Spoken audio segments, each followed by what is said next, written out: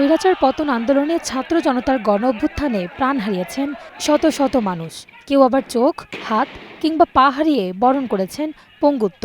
৪ August এক দফা দাবিতে কারফিউ উপেক্ষা করে ৬ মাসের নববধূকে রেখে ছাত্র আন্দোলনে অংশ নেয় জয়পুরহাট পৌর শহরের জানিয়ার বাগান এলাকার বাসিন্দা মোখলেসুর রহমানের ছেলে রাকিব হাসান রকি।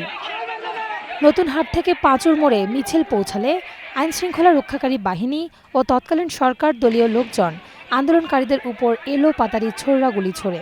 এ সময় রকির 2 চোখ সহ শরীরের বিভিন্ন স্থানে গুলি লাগে। চোখ হারালেও ফ্যাসিবাদ বিদায় নেয় খুশি রকি। এখন আমি চাকরি কর্ম কিছু করতে পারি না, আমার পরিবার অনেক কষ্টেই আছে, অনেক ইয়াকেতে আছে। সরকার যদি এগিয়ে আসতো আমার চিকিৎসার জন্য দেশের বাইরে যদি নিয়ে যাইতো অনেক ভালো হইতো।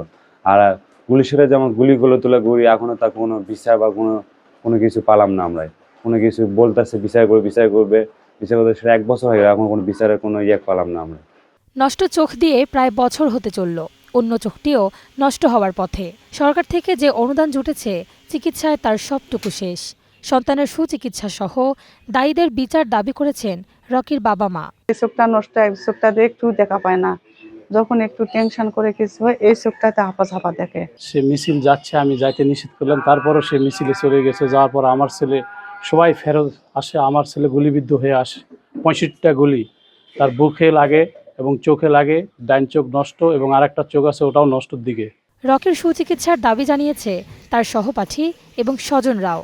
আমি সরকারের কাছে দাবি জানাই বৈষম্য বিরোধী ছাত্র আন্দোলনের পক্ষ থেকে যে তাদের পুনর্বাসনের একটি ব্যবস্থা এবং তাদের একটি আবাসনের ব্যবস্থা যাতে করে দেওয়া হয়। বিদেশে নিয়ে যায় তার সুচিকিৎসার ব্যবস্থা করা যেত, তাহলে অবশ্যই সে উপকৃত হতো এবং যে চোখটা আছে সে চোখটা দিয়ে অবশ্যই দেখতে পেত। যদি সরকার সুচিকিৎসার জন্য ভালো কিছু করতে পারে, সে গরিব একটা ফ্যামিলি, তার জন্য ভালো হতো। উন্নত চিকিৎসার জন্য ইতোমধ্যে সুপারিশ পাঠানোর কথা জানালেন জেলা প্রশাসক। প্রাইমারি ভাবে ততটুকু সহায়তা করা যায় আমাদের জেলা প্রশাসনের পক্ষ থেকে আর্থিক এবং চোখের চিকিৎসার জন্য সেটা আমরা করেছি। বাট আসলে বগুড়া থেকেও যেটা জানিয়েছে যে তার আসলে অধিকতর উন্নত চিকিৎসার জন্য বিদেশে যাওয়া প্রয়োজন। আমরা সেটাও হচ্ছে যে তার আবেদন নিয়েছি এবং সেটা আমরা জুলাই যে সেল গঠন করা হচ্ছে যেখান থেকে আসলে উন্নত চিকিৎসার জন্য দেশের বাইরে প্রেরণ করা হয়, আমরা সেখানে তার আবেদন ফরওয়ার্ড করেছি। চিকিৎসকরা জানিয়েছেন বিদেশে উন্নত চিকিৎসা পেলে রকি সুস্থ হয়ে উঠতে পারেন। Ishrat Lubna, star news.